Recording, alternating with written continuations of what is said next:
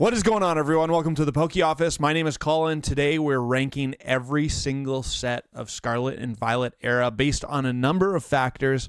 I'm going to go by the total value in a set. I'm going to go by the highest priced card in a set, the booster box price of a set, the price of a booster pack in a set, and then my own opinion on the set. So here's the data I'm working with. Okay, so here is my spreadsheet. I got all the data off a TCG player. So we have the set name in column A. Column B is the total set value. Column C is the highest valued card. Column D is price per pack. And column E is the booster box price. So for instance, Scarlet and Violet base set, total value of every single card in the set from the table on TCG player, $265.21. Meaning the highest card valued in Scarlet and Violet base set, which is the Gardevoir EX Special Illustration Rare, $39.76. Price per pack on Scarlet and Violet base set is $6.19, and the booster box price, market price, is $200.07. That's how it's going to work for all of them. Of course, we have 151, Paldean Fates, Shrouded Fable, and Prismatic Evolutions. They don't have a booster box, so they're not going to be included in that one. So, ordered in total set value, Prismatic Evolutions is clearly the victor with $5,600 worth of value. Destined Rivals in number 2 right now. And of course, that's the newest set, so there's probably some room for the prices to come back down.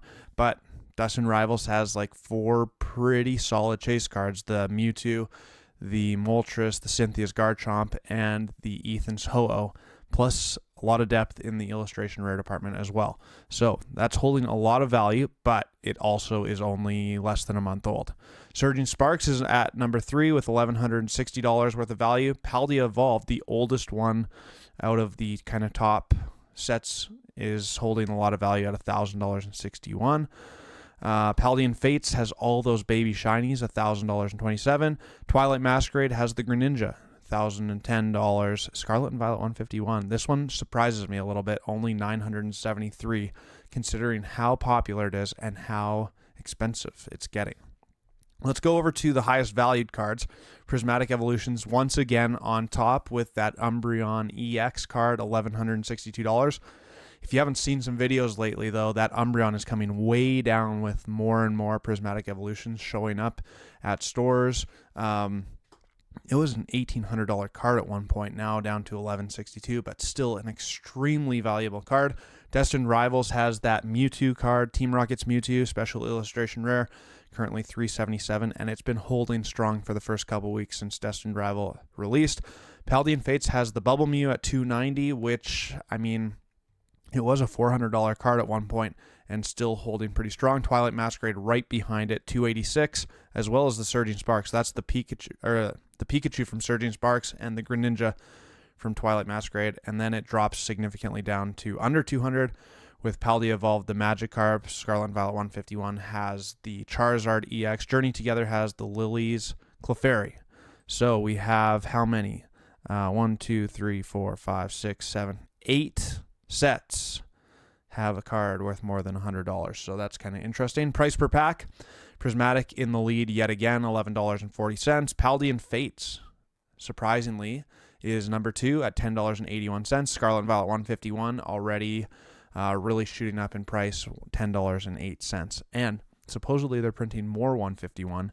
I'd love to see them print more Paldean Fates because I do not have nearly enough for myself to hold on to. And Prismatic Evolutions, I think that price could still come down a little bit with more and more packs hitting the market. That's the newest set by a lot. So Paldea Evolved, an older set, holding strong at $7.50.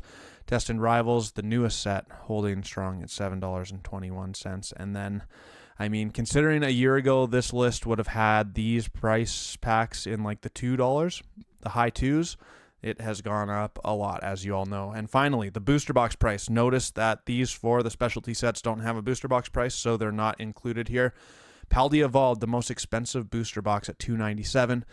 Twilight Masquerade, $255. Destined Rivals, $248. But everything, Scarlet and Violet base set, the lowest one, but it is still above that $200 mark, which is absolutely wild stuff. Lots of kind of the bottom 5 here: Temporal, Stellar, Paradox, Journey, and Scarlet and Violet base, all in that low 200s, and everything else is in the mid to high 200s.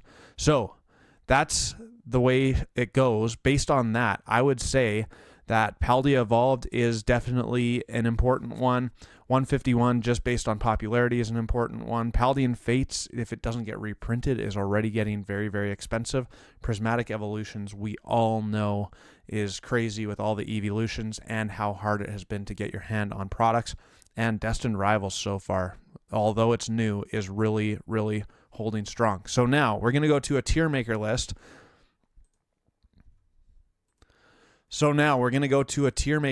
Right here, and I'm going to rank them myself. Let's see how it goes.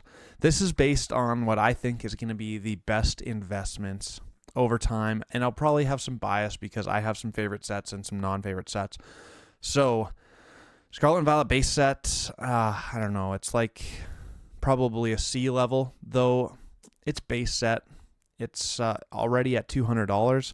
Thinking back to Sword and Shield base set was really, really hard to find, to be honest with you. And Scarlet and Violet base set wasn't well received at the start. It is more well received now, some of the great illustration rares in the set, but it doesn't hold a lot of value, doesn't have a lot of big chase cards, even though the Gardevoir is really, really awesome. So, I don't know, C. I don't think any Scarlet and Violet era sets are in the D tier, to be honest with you, but if I have to, I'll say that I have to put one, and at least one in each category here. Paldea Evolved, I love Paldea Evolved. I don't know if it's S tier yet, but certainly it's going to be up in the top. I might have to change that. And now that I just made that rule that I have to have at least one in D tier, Obsidian Flames might be down here. I'm not sure yet. I think that's my least favorite set out of Scarlet and Violet era, and I just don't see a lot of depth. There's the Pidgeotto, or not the Pidgeotto, the Pidgeot, which is a really cool card. There's the Charizards, of course, but I don't know. It's just a small set, and illustration rares, there's some good ones. I get it. 151, I think, has to go in S tier just because of how many people it brought back to the hobby, how popular it has been. It has the nostalgia effect. It has great artwork. And the expensiveness of it already. The packs are expensive. The product is hard to find. It's already almost 2 years old. I think there's a lot to love about putting some money into Scarlet and Violet 151. Paradox Rift, on the other hand, was the hated set, the one that was like fire sale. You could buy it for so cheap for such a long time. So I'm wondering, did people who bought in early on Paradox Rift already make their money and there's no more money left to be made?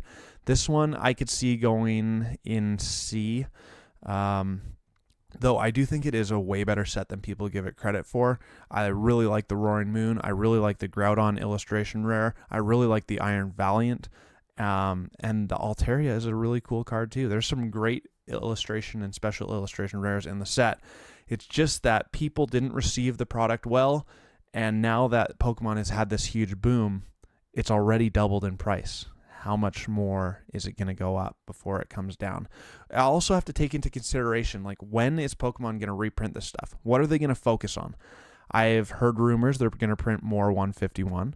I've heard rumors they're going to print more Surging Sparks, more Prismatic Evolutions. So are they going to focus on these specialty sets, or like what are they actually going to focus on? I'm actually going to zoom in here so you can see it a little bit better. That's better. Okay, Paldean Fates, again, like if they don't reprint Paldean Fates, this is going to be a banger set to hold on to and to have some in the future because the price is already really high. If they reprint it, maybe the price will come back down. But I have sincerely thought for a long time that Paldean Fates stacks up against Hidden Fates no problem. I love the special illustration rares in it. The baby shinies are way better than the other Fates sets, like Shining Fates and Hidden Fates. It's maybe just missing that like Charizard, to be honest, but it's not even missing the Charizard. You know, there's just that nostalgia of the full arts from Hidden Fates that are so cool. But Paldean Fates has the special illustration rare versions of a few cards, including the Bubble Mew and the Charizard. So, I mean, it's got to be at least A tier. I could see it being S tier. It kind of depends on reprints. Temporal Forces, been watching some videos, and it seems like Pokemon finally had decided to lessen the print run, starting with like Temporal Forces, I think is when it actually started. So Temporal Forces, the hit rates absolutely sucked. It was maybe my worst live stream opening night ever. We got absolutely destroyed, and that kind of set the precedent. I like the set. The art cards are really, really cool. However, it's just hard. It's a hard set to pull. Also has the ace spec cards, which is an interesting piece to it. So I don't know. I'm going to put Temporal Forces right down the middle. It seems like a set that could be one of those middle sets that doesn't get reprinted. And maybe it does, maybe it doesn't. But if it doesn't get reprinted, there's a lot to love about Temporal Forces based on all of the data we have and some of the cards we have. It has the ancient and future Pokemon in there again. So it's a cool little gimmick that could do some good stuff. Twilight Masquerade. This was the start of the craze. It's going to go in A tier for me. There's lots to love about Twilight Masquerade. Even though the masked Pokemon aren't my favorite things, the Ogerpon aren't my favorite things, the Blood Moon Ursaluna is a really cool card. And of course, we got that Greninja, the Carmine, and the Perrin, all great special illustration rares. And it's really when it seemed like Pokemon hype was starting to begin with Twilight Masquerade. It's already getting expensive. It's holding some value based on the whole entire set. The Greninja is a really good chase card. Everything there is to like about Twilight Masquerade, I like it. Again, it depends on if they reprint the stuff. Shrouded Fable, does this go in D tier? I mean, it just seems like there's such an opportunity sometimes when people don't receive products well. Those are the ones that have a chance to actually gain some momentum and you can get in at a cheap price. I don't know. Based on market sentiment, Shrouded Fable is not loved. There's nothing great about it. I hate that it's the Earthen Vessel card, gold card, that is the most expensive card in the set. It drives me nuts. But the illustration rares in the set are really, really good. That Persian is amazing. The Dusclops line is really, really cool. The Houndoom is really, really good. There's a lot that I like about Shrouded Fable, but everyone knows that Colin likes everything. Shrouded Fable, not well received. I can't see it ever going anything too crazy. The thing I do like about Shrouded Fable, actually, is that those two promo cards, the Kingdra and the Greninja special illustration rares from the boxes, are great promo cards. Stellar Crown, a little bit lackluster. I think it's better than Obsidian Flames. I don't think it's anything better than C tier, though. Stellar Crown missed the mark for me on quite a few things, though. I like the Terapagos. It's not like a big chase card for me. The other special illustration rares, they put Lapras on the pack artwork, and they didn't put Lapras as a special illustration rare. A huge miss from Pokemon by my perspective. This brought in the rainbow borders, which I thought was a pretty cool gimmick and actually kind of hard to get a 10 from PSA because they tend to, like, I don't know, the edge work seems to be hard to be clean. Surging Sparks, on the other hand, not a letdown at all. I think this may be A tier as well. I don't know. S tier's all lonely with 151. I know we got some other things coming up here. I might have to move some things around. I'm just kind of doing this off the fly. But Surging Sparks, it's got the Pikachu. It's not a great artwork Pikachu, but it's still a big chase card. It's still worth a lot of money. I think it was, $286 in the market price based on what I just showed you on my spreadsheet. It's got the Latios. It's got the Latios illustration rare. It's got the Alolan Executor. There's some good cards in here. I like it quite a bit. It was a really fun set to open. I thought the pull rates got a little bit more fair. It felt like it was actually worth opening a box at some point. I mean, for some reason, Temporal Forces just absolutely ruined me. So maybe it was just my experience, but Surging Sparks felt fair, and I enjoy the set. It's got a lot of depth to it. So I think that's an A tier set as well. And it's been hard to find. Like, it's so expensive. It's in Canada. It's one of the most expensive booster boxes to get your hands on right now.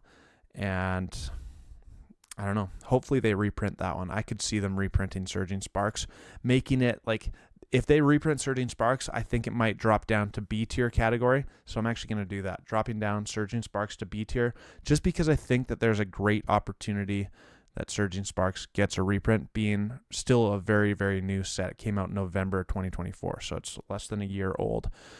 Prismatic Evolutions, this one is just a guessing game for me, honestly.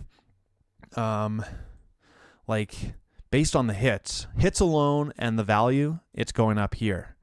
Based on what we know about prismatic evolutions, there's the Costco drops that have been happening. They're coming to Canada right quick. Based on that it's new, based on how much of a disaster it was for kind of the mainstream Pokemon media and how much attention it got, it's not S tier because they've got to reprint more prismatic evolutions. Am I right? Based on what they've done with 151, they've got to reprint more prismatic evolutions, meaning that I actually think like investment wise, it might be down here in B category. I think if you're willing to hold long term, prismatic evolutions is going to be an absolute banger.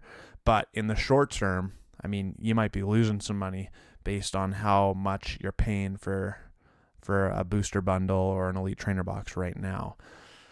That's a tough one. I'm really not convinced about where prismatic evolutions stands. Just the fact alone that Umbreon is an $1,100 card. Even though it's come way down, it's still an $1,100 card. You still have so many opportunities to pull huge cards out of prismatic evolutions. So I'm going to meet in the middle ground, put it in A category. Journey Together, I made a video about it this last weekend, talking about like, is Journey Together the hidden gem booster box of Scarlet and Violet Era? And I think it might be, just because two things. It's in between prismatic evolutions and Destined Rivals, both really, really hyped sets. Journey Together was not well received.